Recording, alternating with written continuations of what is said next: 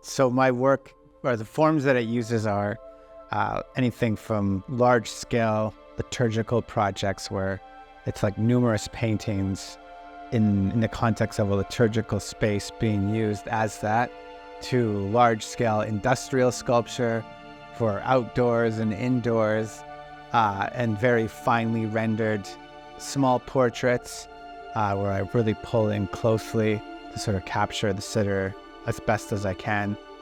And then also trying to technically manage the standard that I think the 16th and 17th century painters established. What I mean by that is that's something that I just willingly accept as a standard that I have to deal with, and there's just no way around it. It's like a non-negotiable sort of level that I think I've set for myself as something that I day in and day out try to just figure out a little bit more.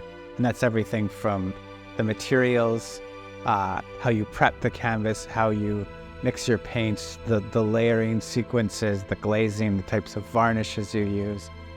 And so I'm always trying to find out how I can push my work more and more into that. And that's just the technical level.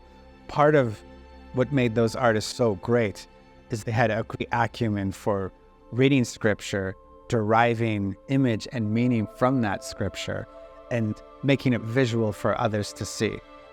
And I think a lot of artists miss that. Like, it's almost like an inconvenient fact that all these images are derived from scripture.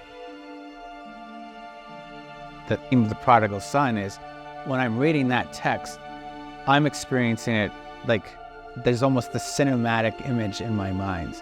Like the text is producing a visual response in my mind, and that's what I'm trying to capture with this painting. And I'm aware that all these artists that came before me, they had their own take on it. Like, I used the example of the Last Supper. Like, Leonardo's Last Supper almost is like the first image that reaches your mind, and Rembrandt's Prodigal Son sort of has that same. And so it's not that you think of yourself as rejecting or competing. It's more like, I'm going to read the text and pull my own vision from it. And I'm trying to find a way, like, what's my reaction to the story? How am I seeing these characters? And you're trying to find something that you find interesting artistically that you can create from that.